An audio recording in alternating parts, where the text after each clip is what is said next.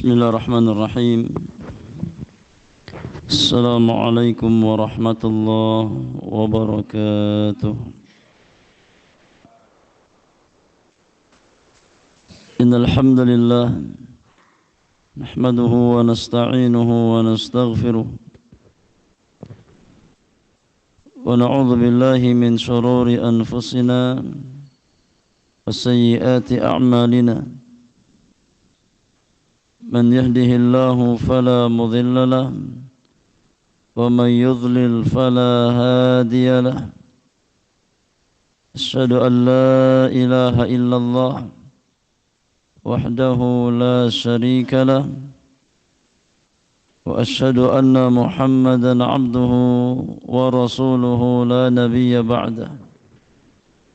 يا أيها الذين آمنوا اتقوا الله حق تقاته ولا تموتن إلا وأنتم مسلمون.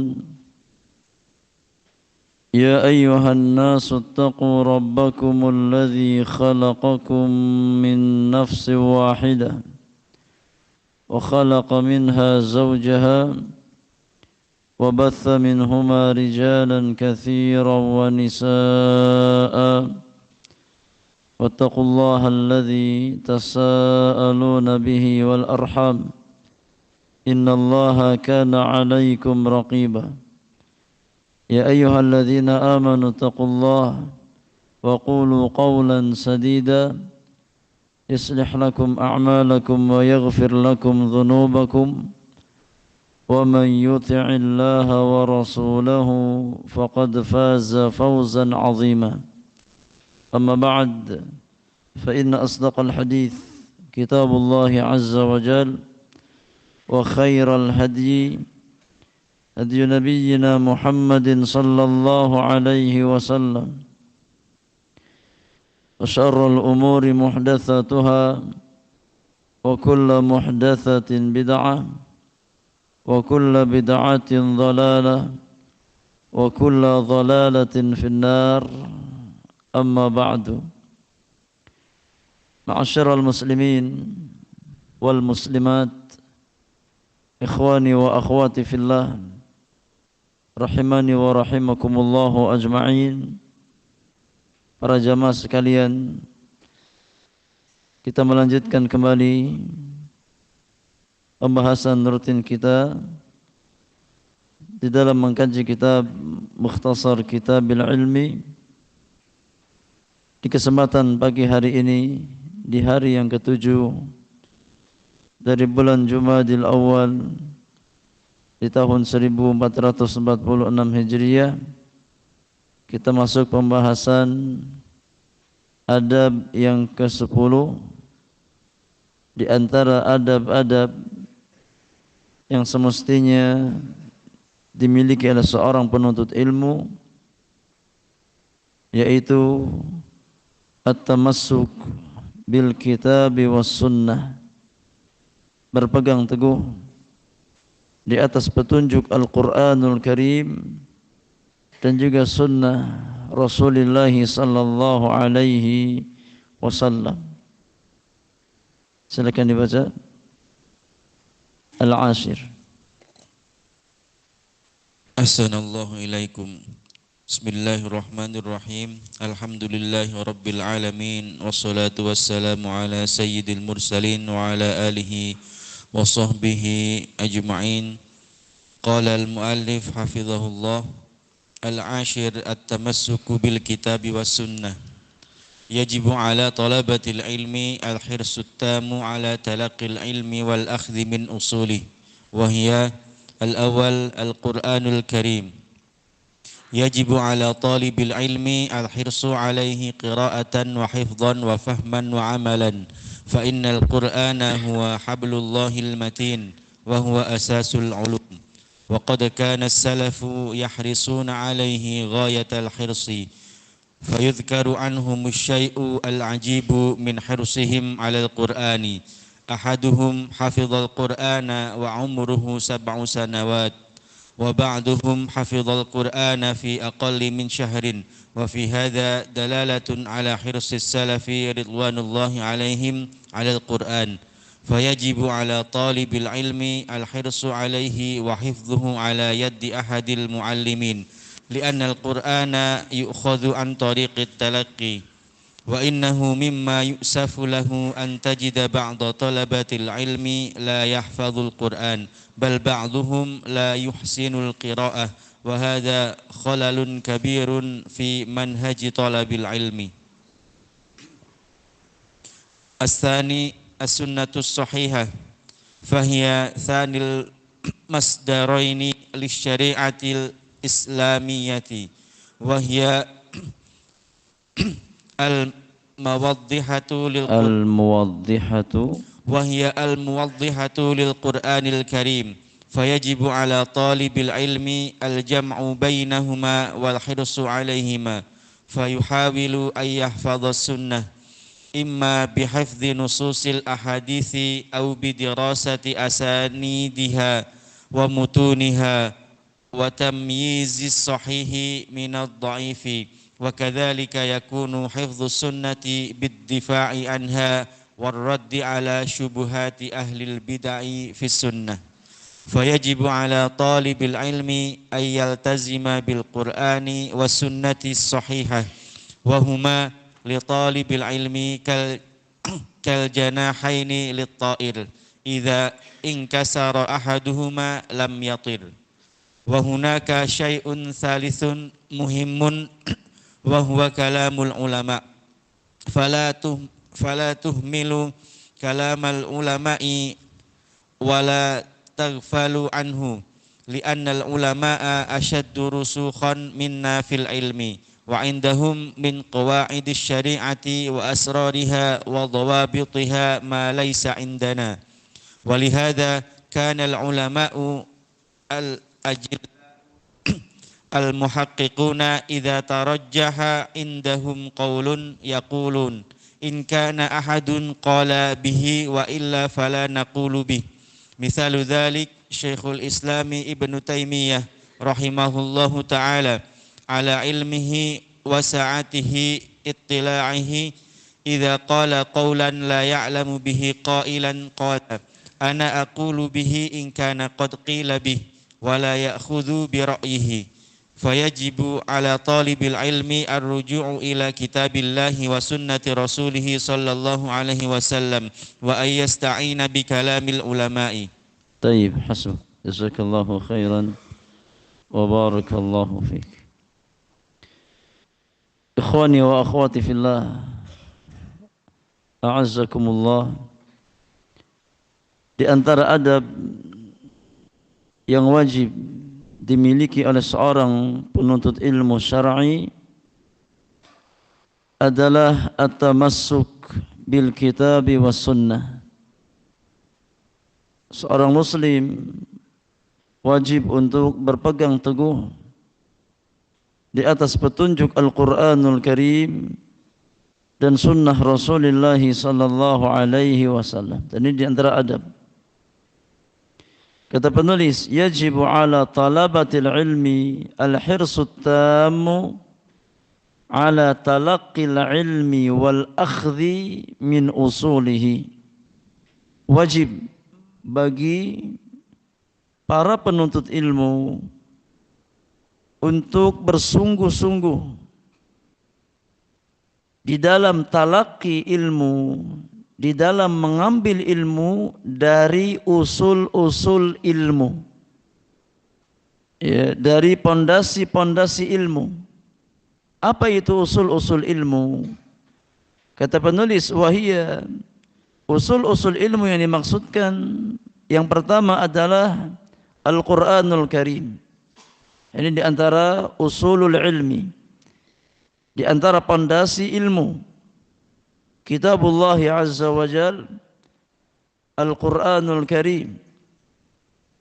Yajib ala talibil ilmi al-hirsu alaihi qira'atan wa hifdhan wa fahman wa amalan. Wajib bagi seorang penuntut ilmu untuk bersungguh-sungguh di dalam bermuamalah bersama Al-Quranul Karim. Karena Al-Quran itu usulnya ilmu, ya, pondasinya ilmu. Maka hendaknya seorang muslim bersungguh-sungguh di dalam bermuamalah bersama kitabullah azza wa jalla, bermuamalah bersama Al-Quranul Karim, baik dengan cara kita membacanya, ya. Yang kedua, kita berusaha untuk menghafalkannya. Yang ketiga, kita berusaha untuk memahami kandungan-kandungannya. Yang keempat, kita berupaya untuk mengamalkan. Ya, mengamalkan konsekuensi dari ayat-ayat Al-Quranul Karim. Ini 4 hal yang hendaknya ada dalam diri seorang penuntut ilmu ketika dia bermuamalah bersama Al-Quranul Karim. Hendaknya kita punya waktu untuk membaca Al-Quranul Karim, ya. Dan hendaknya kita punya ikhtiar, punya usaha untuk menghafalkan Al-Quranul Karim, ya. Kemudian yang ketiga, selain kita berusaha untuk membaca dan menghafalkan, yang lebih penting dari itu semua adalah kita berusaha untuk memahami, mentadaburi, ya. Bukan hanya sebatas membaca atau menghafalkan, tapi kita mendirasahkan Al-Quran, mempelajari Al-Quranul Karim, memahami Al-Quranul Karim. Kemudian poin yang keempat, setelah kita mendirasahkan Al-Quran, berusaha untuk memahami ayat-ayat Al-Quran, ya, memahami hidayah, petunjuk Al-Quran, maka poin yang keempat yang wajib kita usahakan adalah mengamalkan apa yang kita pelajari tersebut dari petunjuk Al-Quranul Karim. Ini 4 perkara yang hendaknya ada dalam jiwa setiap orang-orang yang beriman. Fa innal Qur'ana huwa hablullahil matin wa huwa asasul ulumi. Karena sesungguhnya Al-Quran adalah tali Allah yang paling kuat. Allah Subhanahu wa taala berfirman, wa'tasimu bihablillahi jami'an wa la tafarraqu. Dan berpegang teguhlah kalian semua pada tali Allah Subhanahu wa taala dan jangan berpecah belah, jangan berselisih. Di antara makna hablullah, tali Allah Subhanahu wa taala adalah kitabullah, petunjuk Al-Qur'anul Karim. Wa huwa asasul ulum, dan Al-Qur'an adalah asasnya ilmu, pondasinya ilmu, ya. Oleh karenanya ketika seseorang ingin belajar, maka awali dari kitabullah azza wa jalla, pelajari Al-Quranul Karim, karena Al-Quran adalah pondasi dari ilmu yang bermanfaat. Waqad kana salafu yahrisuna alaihi ghayatal hirsi, dan dahulu orang-orang saleh yang terdahulu, kaum salaf, mereka sangat bersemangat di dalam bermuamalah bersama Al-Quranul Karim, ya, karena mereka faham bahwasanya Al-Quran adalah asas ilmu. Maka mereka sangat bersemangat di dalam mempelajari Al-Quran, di dalam bermuamalah bersama Al-Quranul Karim. Fayudhkaru anhum asy-syai'ul ajib min hirsihim 'ala Al-Quran.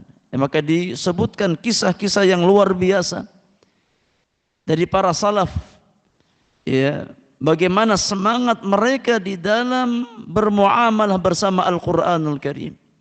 Diriwayatkan, ya, kepada kita bagaimana semangat orang-orang saleh terdahulu, bagaimana kesungguhan orang-orang saleh terdahulu di dalam bermuamalah bersama Al-Quranul Karim. Kisah-kisah yang sangat luar biasa yang menunjukkan, ya, pemahaman mereka yang sangat mendalam tentang petunjuk Al-Quranul Karim. Kata penulis, ahaduhum hafizal Qur'ana wa umuruhu 7 sanawat. Sebagian, ya, salaf dahulu, ya, para salaf dahulu, mereka mampu mengkhatamkan hafalan Al-Qur'anul Karim di usia 7 tahun. Ya, usia yang masih sangat muda, sangat kecil. Ya, tapi orang tua mereka bersungguh-sungguh di dalam mentalqinkan anak-anak mereka Al-Qur'an. Ya, sehingga di usia 7 tahun sudah mampu khatam hafalan Al-Qur'anul Karim. Ya, karena di antara asas ilmu adalah hifdzu kitabillah. Di antara pondasi ilmu adalah dengan cara menghafalkan Al-Qur'anul Karim. Setelah seorang anak menghafalkan Al-Qur'anul Karim, kemudian diarahkan kepada hifdzus sunnah, menghafalkan sunnah Rasulullah sallallahu alaihi wasallam.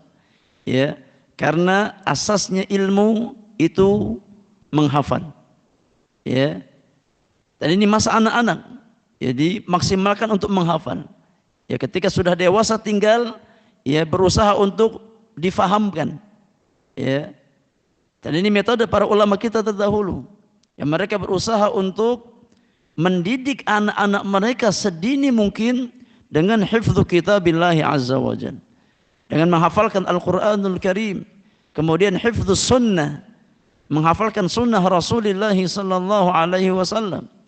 Makanya kata para ulama, ihfaz fa kullu hafizin imamu. Ya, hafallah. Ya, menghafallah. Karena sesungguhnya setiap yang menghafal dia akan menjadi imam. Ya, dia akan menjadi imam karena ilmu itu harus dihafal. Ya, butuh untuk dihafalkan. Kata Syekh Muhammad bin Shalih Al-Utsaimin rahimahullahu taala, ya, hafidna qalilan wa qara'na katsiran wa lam nantafi' ya, illa bima hafidna. Ya, kita terkadang banyak membaca tapi sedikit menghafal. Ya. Dan ternyata yang bisa kita ambil banyak faedahnya itu dari apa yang kita hafalkan. Ya. Ilmu yang paling banyak kita ambil faedahnya dari apa yang kita hafalkan. Karena hakikat ilmu kata para ulama, ma kana fis sudur wa laisa ma kana fis sutur. Hakikat ilmu adalah apa yang tersimpan di dalam dada-dada manusia, bukan apa yang tersimpan di dalam lembaran-lembaran kertas. Ya. Makanya dahulu para ulama kita mengatakan al-ilmu ma yadkhul ma'a sahibihil hammam. Ya. Ilmu yang sesungguhnya adalah ilmu yang masuk bersama pemiliknya ke dalam hammam. Ya. Yani ilmu yang masuk bersama pemiliknya ke dalam hammam, ke dalam kamar mandi. Artinya ilmu itu enggak lepas dari dia. Ya, kemanapun dia pergi dia akan membersamai sang pemiliknya. Adapun ketika kita memiliki ilmu di dalam kitab, maka ketika kita masuk kamar mandi, kita tinggalkan di luar. Tidak akan masuk bersama kita. Ya. Tapi hakikat ilmu yang sesungguhnya adalah ilmu yang senantiasa melekat dalam diri seorang hamba. Ya, maka butuh menghafal. Ya, ketika kita belajar metode para ulama terdahulu di dalam belajar, ya, maka mereka sangat menekankan ya anak-anak mereka untuk menghafalkan dua asas ilmu, itu Al-Qur'anul Karim dan sunnah Rasulullah sallallahu alaihi wasallam. Jamaah yang Allah muliakan, para ulama kita, a'immatul muhadditsin, ya, seperti Imam Ahmad, Al-Imam Al-Bukhari, Al-Imam Muslim, Al-Imam Asy-Syafi'i, Ashabus Sunan, Abu Dawud, At-Tirmidzi, Ibnu Majah, An-Nasa'i, Imam Malik bin Anas. Kenapa mereka jadi ulama? Kenapa? Karena hafalan mereka. Ya. Karena hafalan mereka. Imam Ahmad, ya, disebutkan beliau menghafal ya alfi hadis. 1.000.000 hadis Rasulullah sallallahu alaihi wasallam. Pemilik kitab ya Musnad. Demikian pula Al-Imam Al-Bukhari. Ya. Demikian pula Imam Muslim dan ulama-ulama yang lain. Maka asasnya ilmu adalah ya menghafal. Dan kita hidup di zaman ya di mana teknologi ya semakin membuat kita malas untuk menghafal. Ya, kita hidup di zaman di mana ya teknologi yang ada ini membuat kita semakin merasa malas untuk menghafalkan ilmu. Ya, karena semuanya dimudahkan. Ya, semuanya dimudahkan. Ya, maka semakin lemah hafalan di zaman sekarang. Ya, illa man rahima rabbuh, kecuali orang-orang yang dirahmati oleh Allah Subhanahu wa taala, punya perhatian khusus dalam masalah menghafal. Wa ba'dhum hafizal Qur'ana fi aqalla min syahrin. Ya. Sebagian salaf, sebagian orang-orang saleh terdahulu, mereka mampu menghafalkan Al-Qur'anul Karim 30 juz ya dalam kurun waktu kurang dari 1 bulan. Ya, artinya minimal 1 hari hafal 1 juz. Ya. Sehingga dalam waktu 1 bulan bahkan kurang dari itu bisa selesai mengkhatamkan Al-Quran 30 juz. Ya, kita ini jamaah jangankan khatam hafal Al-Quran, khatam baca Quran aja belum tentu 1 bulan. Ya. Jangankan disuruh khatam hafalan, khatam baca saja ya sudah luar biasa 1 bulan itu. Minimal kita harus baca berapa? 1 juz 1 hari. Kalau kita mau khatam bacaan Al-Quran dalam 1 bulan. Ya, sebagian salaf terdahulu bukan hanya khatam bacaan, tapi khatam hafalan Al-Quran. Ya, dan ini bukan perkara yang mustahil. Ya, karena Al-Quran itu dimudahkan oleh Allah Subhanahu wa taala. Wa laqad yassarnal Qur'ana lidzikri fahal mim muddakir. Ya. Yang dibutuhkan adalah kejujuran kita. Kemudian kesungguhan kita. Ya, semangat kita, ketekunan kita, keuletan kita di dalam bermuamalah bersama Al-Qur'anul Karim. Ketika seorang hamba memiliki kejujuran dalam bermuamalah bersama Al-Qur'anul Karim, Allah akan mudahkan. Karena itu janji Allah Subhanahu wa taala, ya. Janji Allah Subhanahu wa taala, Allah akan mudahkan ya orang-orang yang menghendaki kebaikan ya secara jujur. Walladzina jahadu fina lanahdiyannahum subulana wa innallaha lama'al muhsinin. Ya, namun sekali lagi itu butuh kejujuran dan ini yang mahal. Ya, ini yang sulit. Ya, butuh kejujuran di dalam bermuamalah bersama Al-Qur'anul Karim, butuh keikhlasan dalam bermuamalah bersama Al-Qur'an. Ya, butuh kesungguhan, butuh keistiqamahan. Ini yang berat. Ya. Ya, kalau sebatas semangat di awal, ya, maka mungkin setiap kita semangat di awal. Ya, tapi yang sulit adalah istiqamah. Ya, komitmen di atas yakni keinginan yang kita inginkan. Wa fi hadza dalalatun ala hirsis salafi ridwanullahi alaihim alal Qur'an. Ya, hal-hal di atas semuanya menunjukkan akan semangat kaum salaf, orang-orang saleh terdahulu ridwanullahi alaihim dalam bermuamalah bersama Al-Qur'an. Ya. Ketika mereka mampu mengkhatamkan hafalan Al-Quran di usia 7 tahun, ini menunjukkan semangat mereka, ya, dan semangat orang tua mereka di dalam mendidik anak-anak mereka bersama Al-Quranul Karim. Ya. Dan itu kehidupan mereka. Ya. Tidak lepas dari Al-Quranul Karim.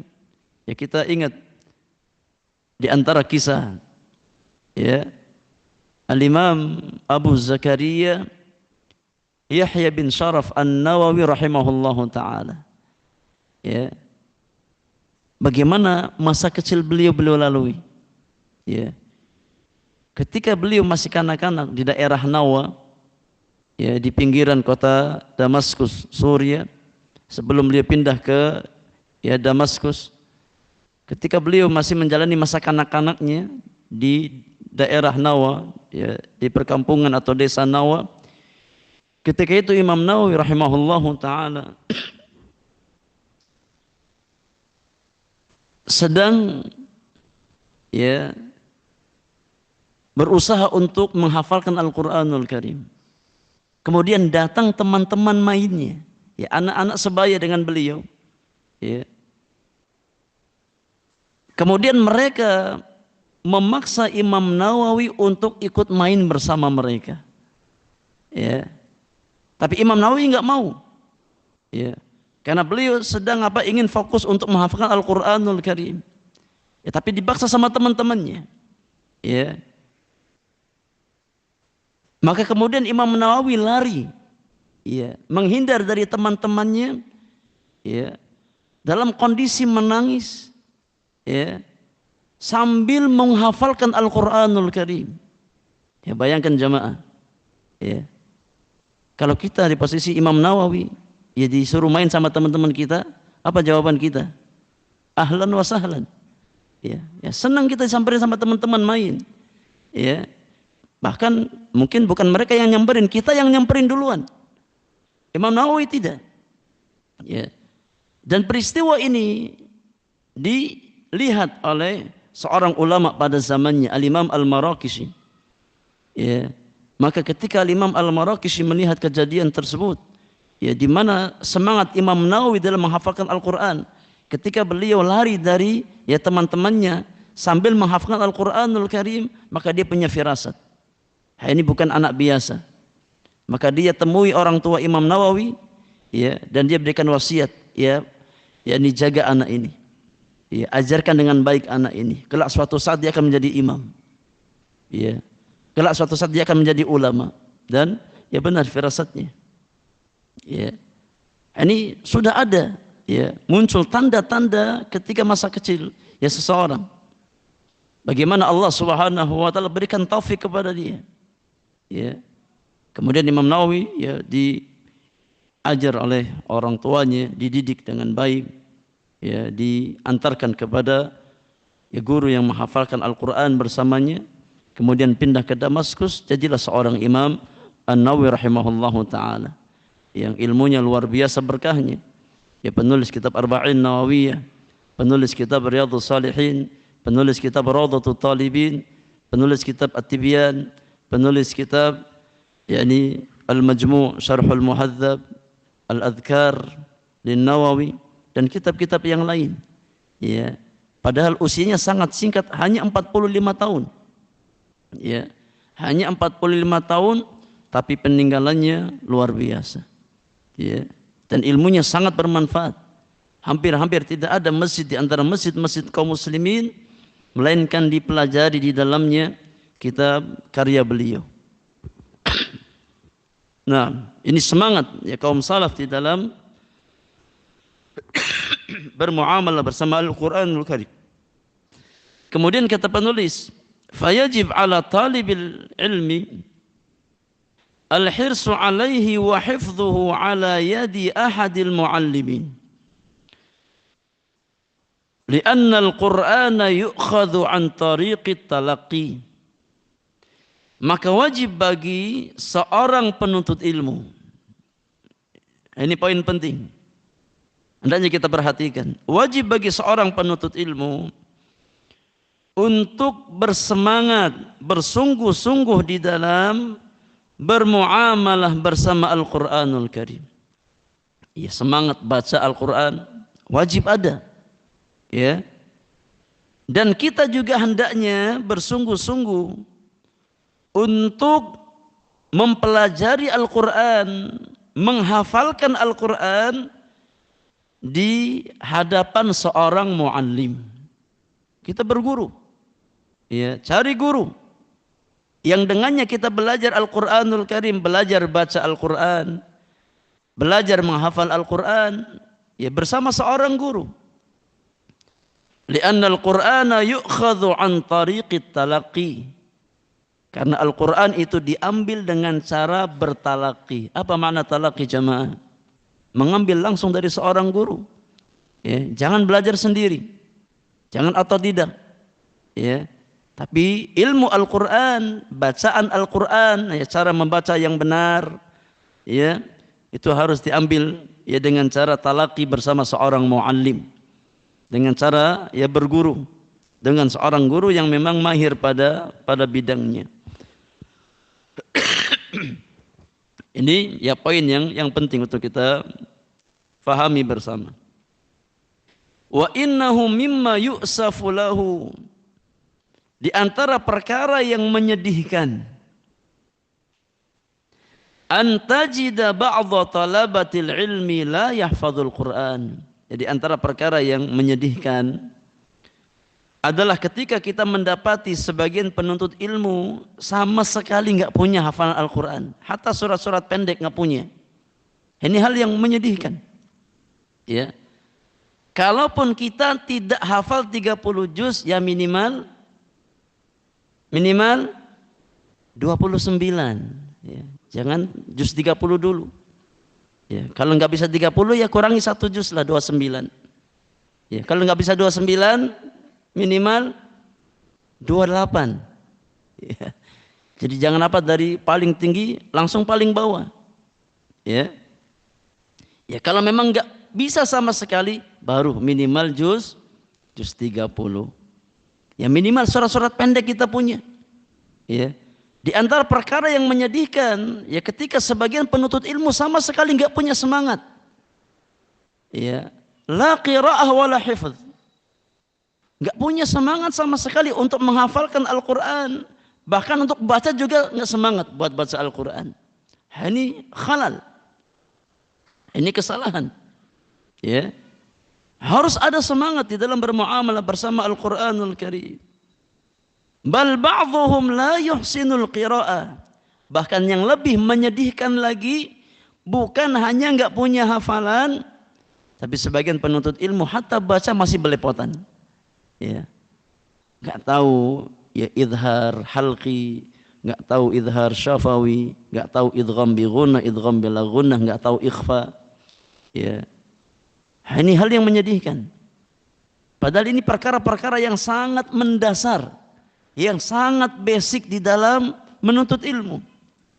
Ya, wa hadza khalalun kabirun fi manhaji talabil ilmi.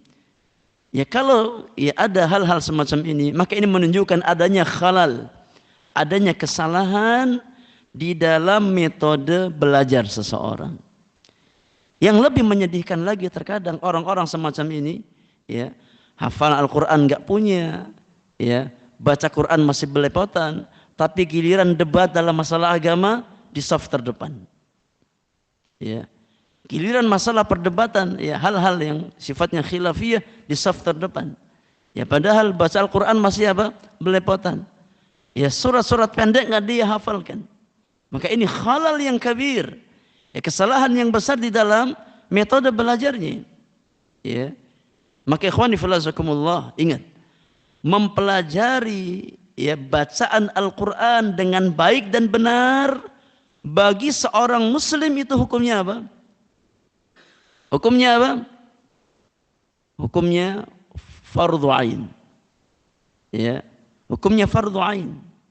Ya. Karena kita diwajibkan untuk membaca Al-Qur'an dengan baik dan benar. Membaca Al-Qur'an dengan baik dan benar hukumnya apa? Hukumnya fardhu ain.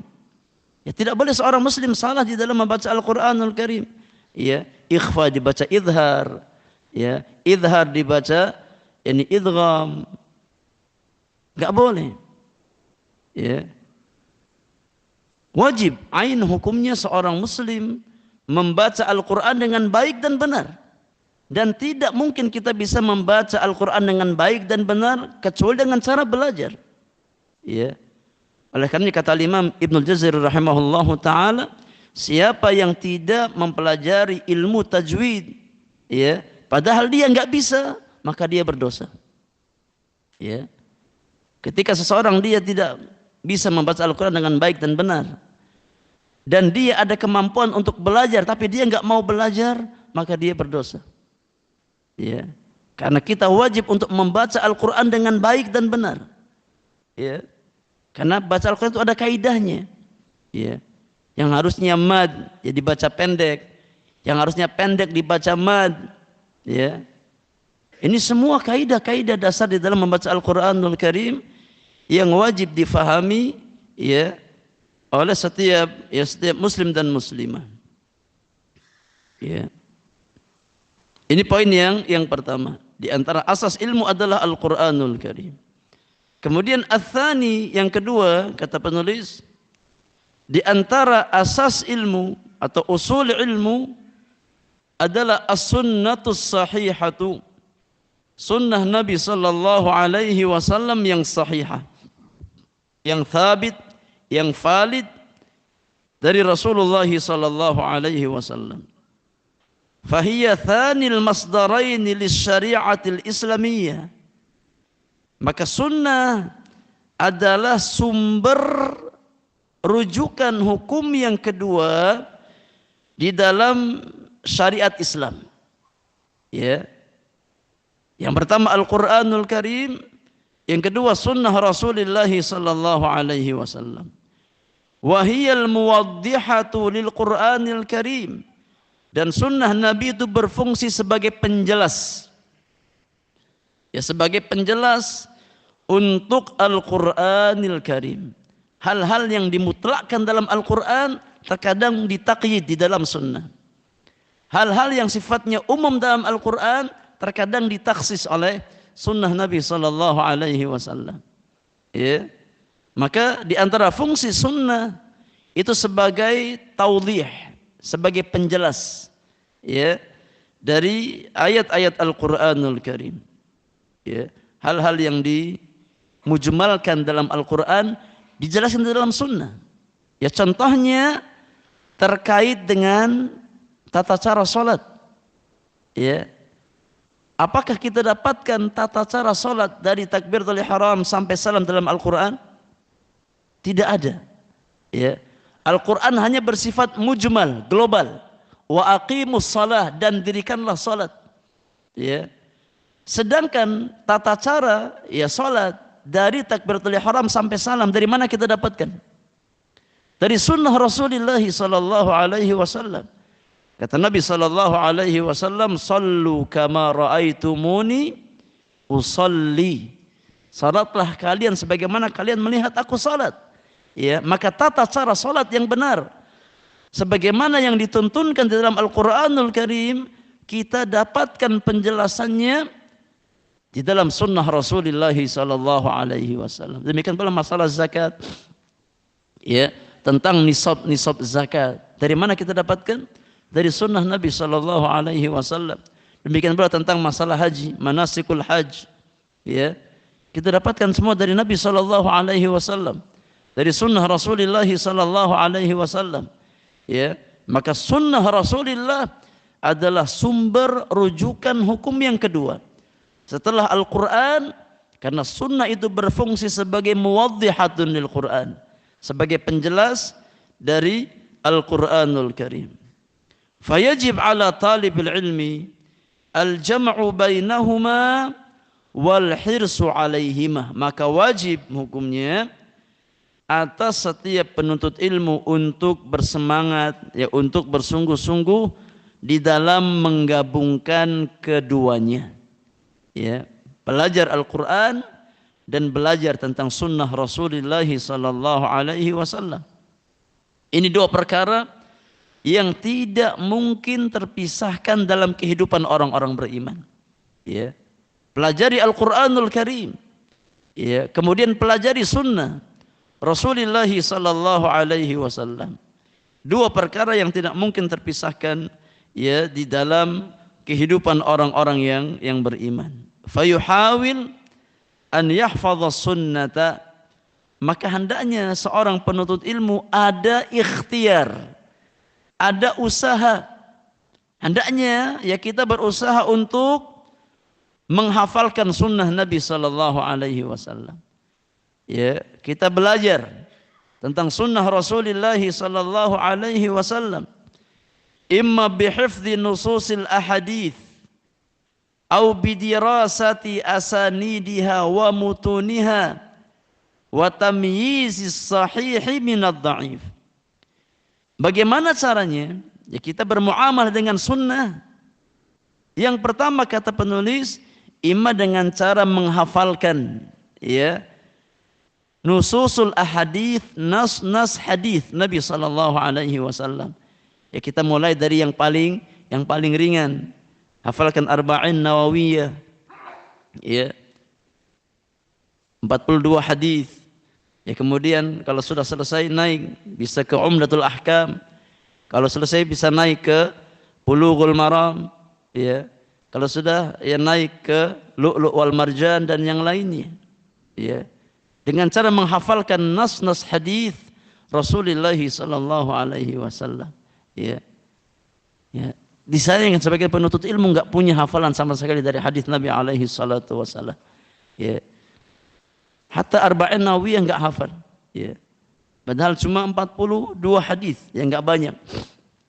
Hanya sekitar 42 hadis. Itu pun hanya matanya saja. Ya. Tidak sertai dengan sanadnya. Bagaimana suruh ngafal Sahih Bukhari, Sahih Muslim, apalagi ya Musnad Imam Ahmad. Ya. Minimal matan hadis yang ringkas. Hendaknya kita punya hafalan. Ya. Hendaknya masjid-masjid kaum muslimin punya program. Ya. Ada program setoran hafal Al-Quran, ada program setor hafal hadis Rasulullah sallallahu alaihi wasallam. Hidupkan ini sunnah para ulama. Ya. Di masjid-masjid kaum muslimin. Ya. Dan jangan malu dengan usia kita. Ya, buat halaqah di masjid-masjid kaum muslimin. Ya, setoran hafal Al-Quran. Ya, dengan syarat sudah bagus bacaannya. Ya, kalau belum bagus bacaannya, perbaiki dulu bacaannya. Kalau sudah bagus baru setor hafalan Al-Quran. Ya, kemudian ditambah dengan setoran sunnah Rasulullah sallallahu alaihi wasallam. Ya. Ini diantara ya metode belajar para ulama kita terdahulu. Ya. Dengan ya memperhatikan masalah hafalan ini sangat penting. Ya. Maka harus ada ikhtiar, harus ada usaha. Ya, minimal matan hadis yang ringkas. Yang jadi muskilah ya terkadang sekali lagi yang jadi tantangan terbesar ya adalah keistiqomahan. Ya. Karena kalau kita punya program ya terkadang semangat di awal. Ya. Sama seperti kelas-kelas bahasa Arab. Ya. Hampir di setiap tempat. Ya. Kita punya program kelas bahasa Arab, ya. Ketika diumumkan ya ada kelas bahasa Arab yang daftar Masya Allah ratusan. Ya. Pertemuan pertama full masjid, ya, penuh, ya. Baru pertemuan pertama, pertemuan kedua, ya terkadang sudah berkurang 50%. Ya. Pertemuan ketiga, keempat, kelima, keenam, ya, yang awalnya muridnya banyak, akhirnya privat, satu guru satu murid, ya. Hanya bertahan, ya mungkin nggak sampai 1%, ya. Dan ini fenomena ada di sebagian besar ya tempat-tempat kaum muslimin. Makanya yang paling mahal itu istiqamah. Ya.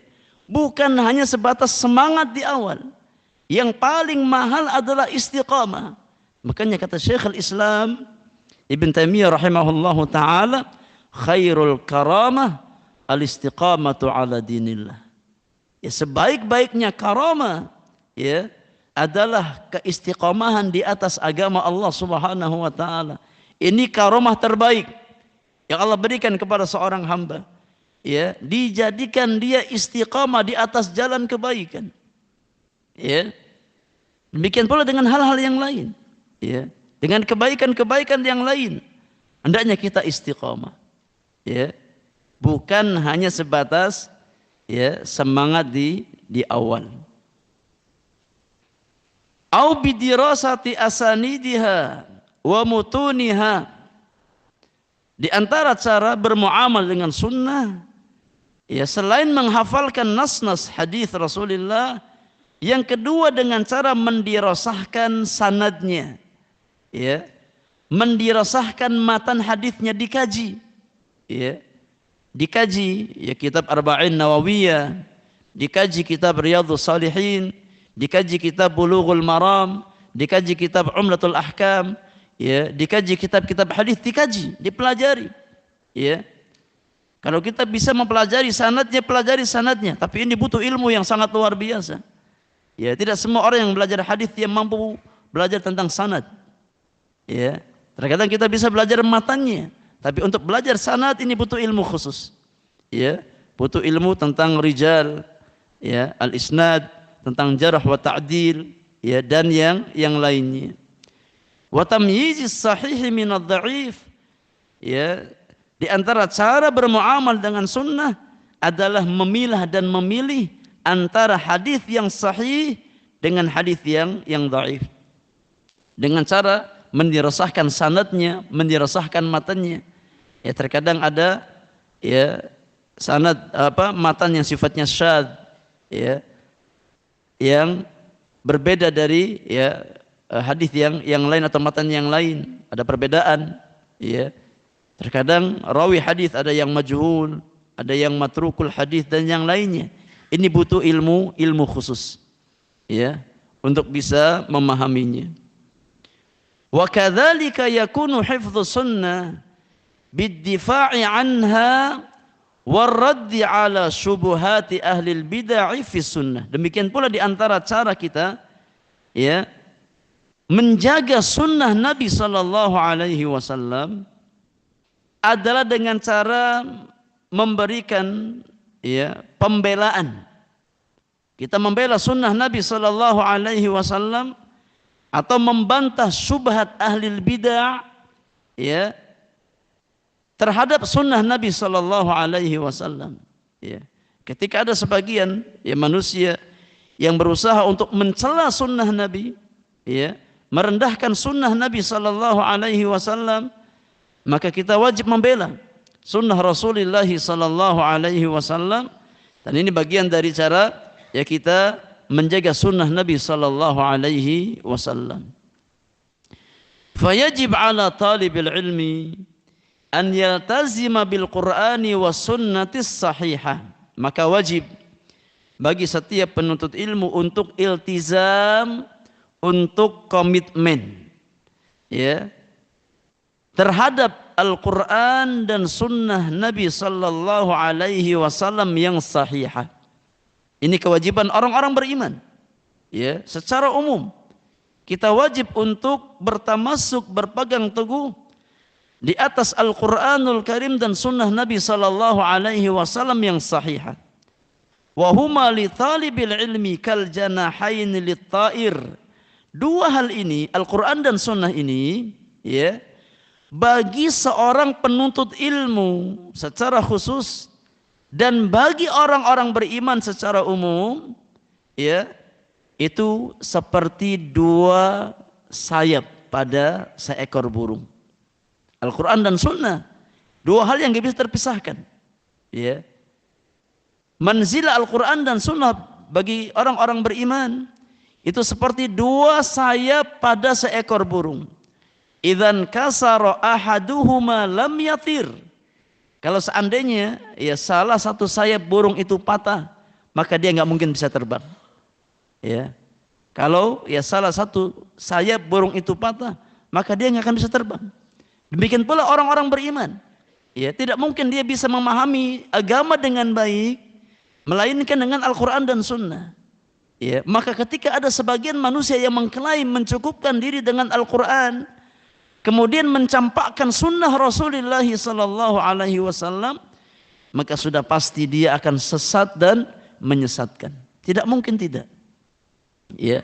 Ketika ada sebagian manusia yang memisahkan antara Al-Quran dan sunnah, ya, mencukupkan diri dengan Al-Quran katanya, ya, kemudian meninggalkan sunnah Nabi sallallahu alaihi wasallam, tidak mungkin dia akan mampu beragama dengan benar.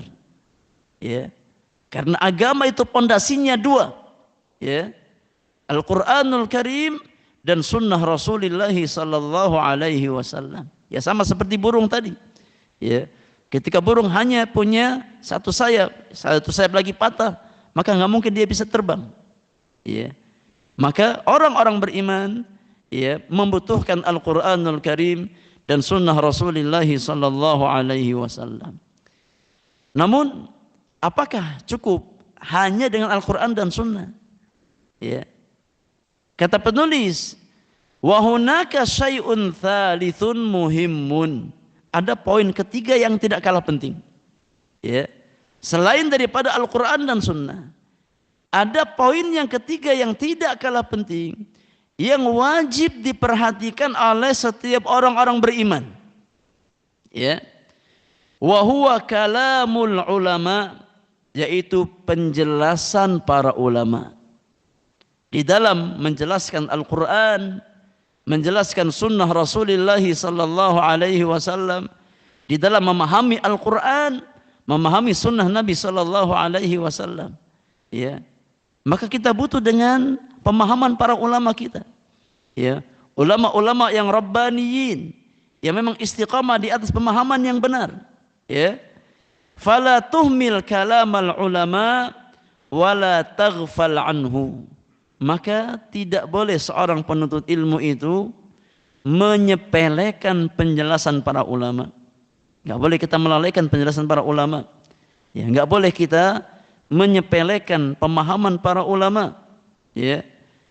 Li'annal ulama'a asyaddu rusukhan minna fil ilmi. Karena para ulama itu lebih rasikh ilmunya daripada kita, lebih kuat ilmunya daripada kita.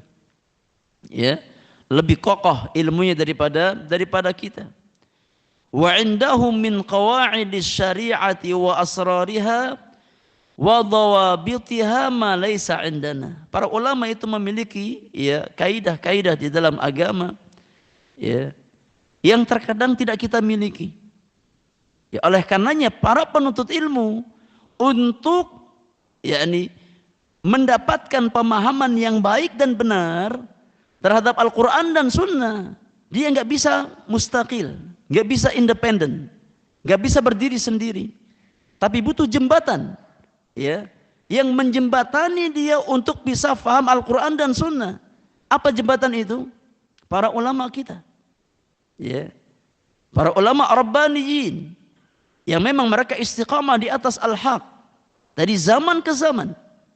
Ya, kita butuh, yakni, pemahaman para ulama, penjelasan para ulama, syarahnya para ulama.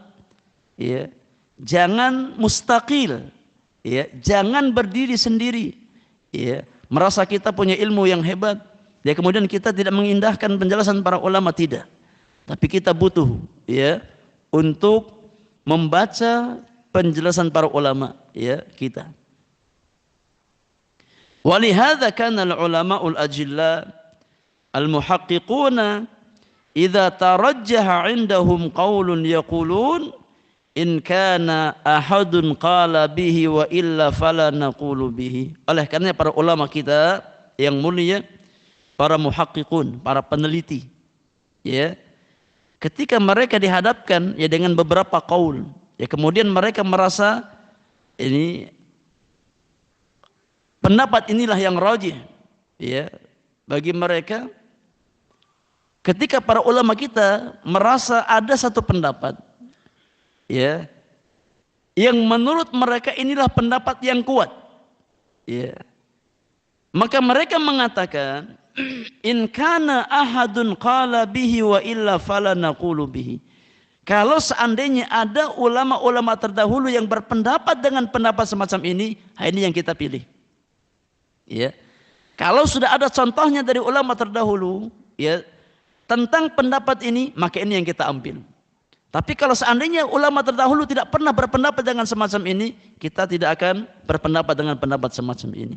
Karena di antara prinsip, ya, dalam masalah-masalah khilafiyah, ya, di antara para ulama, ketika dalam satu masalah itu sudah ada dua qaul, sudah ada dua pendapat di antara pendapat para ulama, maka orang yang setelahnya tidak boleh membuat pendapat yang ketiga.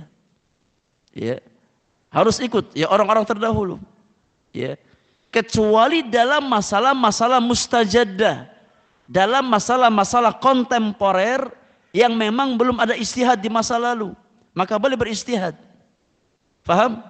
Ini masalah-masalah khilafiyah.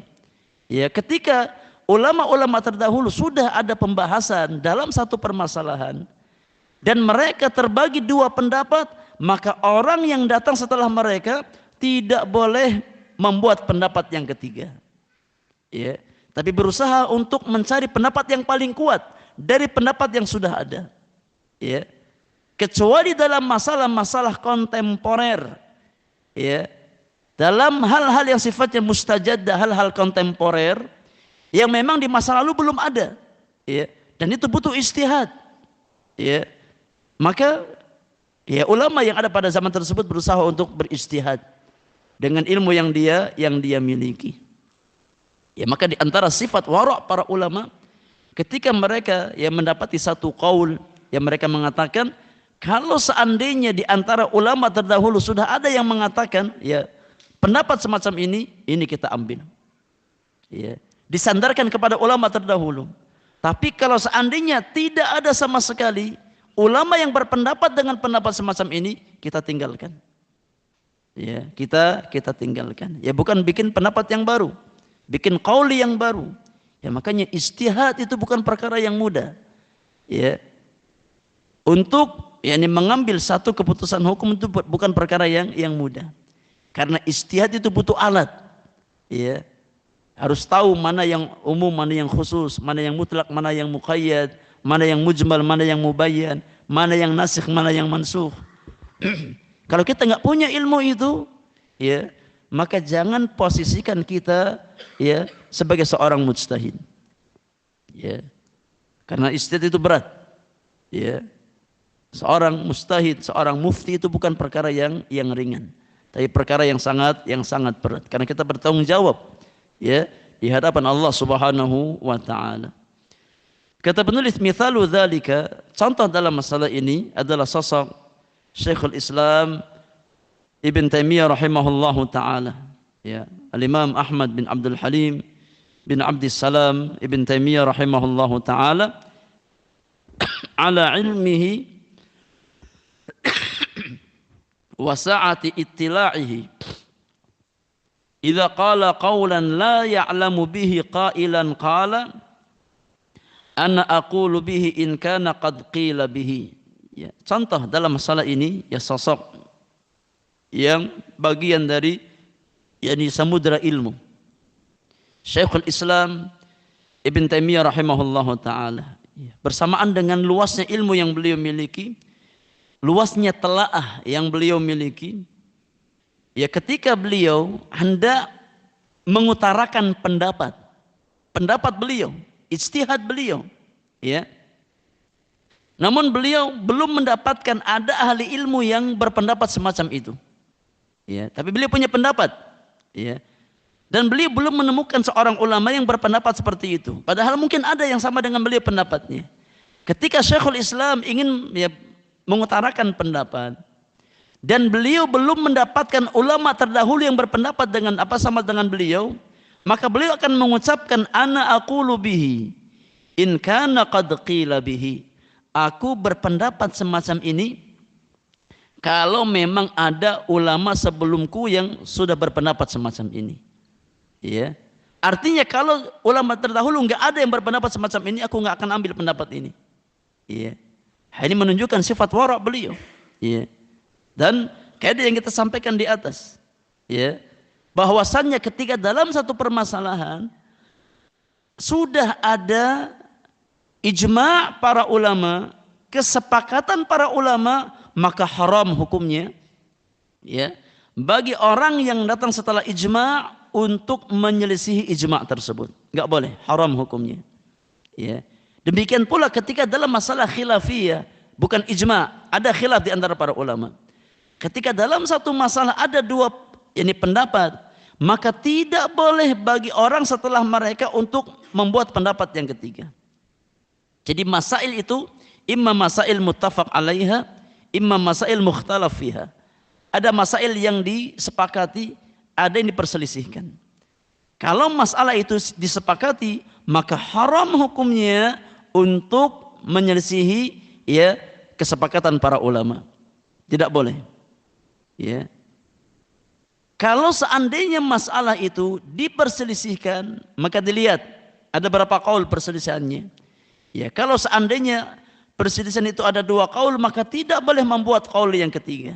Ya. Kecuali sekali lagi dalam masalah-masalah yang sifatnya kontemporer. ya, yang sifatnya kekinian, ya, yang memang butuh ijtihad yang baru, ya, karena belum ada pada masa yang sebelumnya, maka kewajiban para ulama di zaman tersebut untuk berijtihad, ya, untuk berijtihad dengan kaidah-kaidah syariat yang dia miliki. Fayajib ala talibil ilmi ar-ruju' ila kitabillah wa sunnati rasulih sallallahu alaihi wasallam wa an yasta'ina bi kalamil ulama. Maka poin, ya, kesimpulan dari pembahasan kita di pagi hari ini adalah kewajiban setiap penuntut ilmu adalah merujuk, ya, kembali kepada Al-Qur'anul Karim. Demikian pula sunnah Rasulullah sallallahu alaihi wasallam dengan bantuan, ya, penjelasan para ulama kita. Ya. Fahami Al-Qur'an dan sunnah bukan dengan pemahaman kita semata, ya, tapi dengan pemahaman manusia-manusia terbaik, ya, yang mereka sudah memahami Al-Qur'an dan sunnah. Secara khusus, ya, 3 generasi terbaik dari kalangan umat ini, yaitu para sahabat, para tabi'in dan tabi'ut tabi'in yang ditazkiyah langsung, ya, oleh Allah dan Rasulnya sallallahu alaihi wasallam. Maka kita hendaknya beragama dengan metode mereka beragama. Wallahu ta'ala alam. Ini yang bisa kita bahas jamaah yang Allah muliakan di kesempatan pagi hari ini. Insyaallah kita lanjutkan poin berikutnya di pertemuan yang akan datang.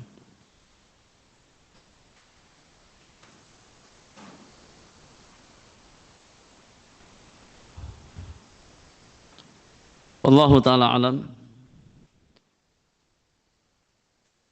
Kita cukupan, ya. Nggak ada pertanyaan. InsyaAllah kalau pertanyaan bisa disampaikan di pertemuan berikutnya. Wallahu ta'ala alam. Wa sallallahu ala nabiyyina Muhammadin wa alihi wa sahbihi ajma'in. Wa akhiru da'wana anilhamdulillahi rabbil alamin. Subhanakallahumma wa bihamdika asyhadu an la ilaha illa anta astaghfiruka wa atubu ilaik. Assalamualaikum warahmatullahi wabarakatuh.